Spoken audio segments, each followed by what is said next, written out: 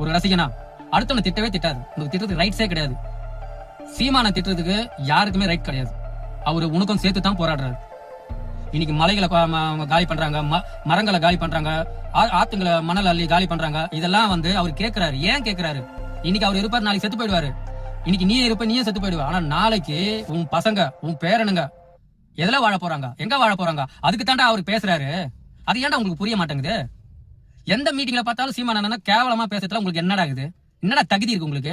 தவளதோடு அவரோட முழம் கால் தூசி செருப்பு கூட நீங்களாம் ஆளாக மாட்டீங்க. அவரை போய் அவ்வளவு பேச்சு பேசுறீங்க ஒவ்வொரு மீட்டிங்லயும். ஒரு பொம்பளை சொல்லுது, என் வாயில என்ன வந்தப்ப என்னமா வரும்? உன் வாயில என்ன வரும்? அசிங்கத்தை தவிர என்ன வரும்? ஒரு பொண்ணை திட்டாம ஒரு ஆம்பளைய நீ எப்படி பேசுவ? நான் கேக்குறேன். உங்களுக்கு எல்லாம் அறிவே கிடையாது. நீங்க சோறு தானே தின்றீங்க வயிற்றுக்கு. அந்த சோறு எல்லாருக்கும் கிடைக்கணும். உன் பிள்ளைக்கு கிடைக்கணும், உன் பேரனுக்கு கிடைக்கணும், உன் பேத்திக்கு கிடைக்கணும், வருங்கால தலைமுறைக்கு கிடைக்கணும். இன்னைக்கு நம்ம இருப்போம். ஒரு மனுஷனோட ஆயுள் 70 வருஷம் தான். 70 வருஷம் கழிச்சு செத்து போயிடுவோம். அதுக்கப்புறம் யார் வாழ போறா? நீயும் நம்ம கிடையாது. நம்ம பேர புள்ளிங்க, நம்ம புள்ளிங்க, அதுங்களுக்கு சாப்பாடு இருக்கணும் அப்படின்னு சொல்றாரு அவரு. அது புரியாம எப்ப பார்த்தாலும் அவர் கத்துறீங்க, திட்டுறீங்க. சீமானண்ண எதுக்காகடா பேசுறாரு? அவருக்கு அந்த அவங்க கொள்கையோட முதல்ல கட்சிக்கு வரணும் போது வாப்பான் தான் சொன்னாரு. அவர் வரட்டும் என் தம்பி அப்படின்னு தான் சொன்னாரு. இப்போ அவர் தம்பி இல்லைன்னு சொல்றது காரணம் உறவுல தம்பியா தான் இருக்கிறாரு. ஆனா கட்சி கொள்கையில வேலையா இருக்காங்க. கொள்கையில வேறணும் போது அப்புறம் எப்படி அவர் நடிக்க சொல்றீங்களா அவரை? சொல்லுங்க, புரியல. ஏன் நடிக்கணும்? ஒரு நடிகன் தான் நடிக்கணும். அவரு உண்மையா இருக்கிற கோவத்தை வெளிக்காட்டுறாரு. இப்ப கூட பாரு, இறந்து போன இதுல அவ்வளவு பேரு அவரை திட்டுறீங்க.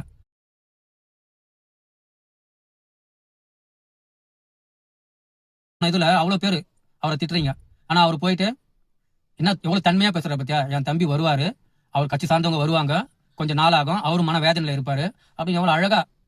அது அந்த நேரத்தில் அவர் மனநிலை என்னவா இருந்திருக்கும் நம்ம யோசிக்கணும். ஒரு பதட்டமா இருந்திருப்பாப்ல, சிறிதும் தெரியாத ஒரு தடுமாற்றம் இருந்திருக்கும். அப்ப அவர் போலேன்னா நாங்கெல்லாம் போறோம்ல, தம்பி போலேன்னா அண்ணம்பி பாக்குறோம்ல, அதை போய் பிரிச்சு பண்ணிட்டு எதிர்பாராம நடந்த ஒரு விபத்து. யாரும் விரும்பி செய்யறது ஒரு விபத்து. நியாயமா பார்த்து நம்ம எல்லாம் இவ்வளவு வலியோட பேசிட்டு இருக்கோம்ல, இதை விட அவருக்கு 2 மடங்கு காயம் இருக்கும், வேதனை இருக்கும். எது சரி தவறுன்னு ஆய்வு செஞ்சதில்லை.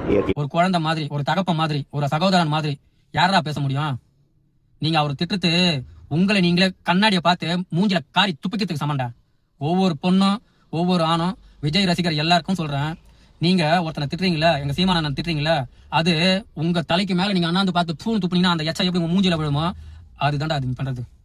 நீங்க அவரை திட்டல, நீங்க தொற்ற ஒவ்வொரு வார்த்தையும் உங்களோட தலைமுறைய, உங்களுக்கு பின்னாடி வரப்போற தலைமுறைய உங்களை நீங்களே திட்டிக்கிறீங்க.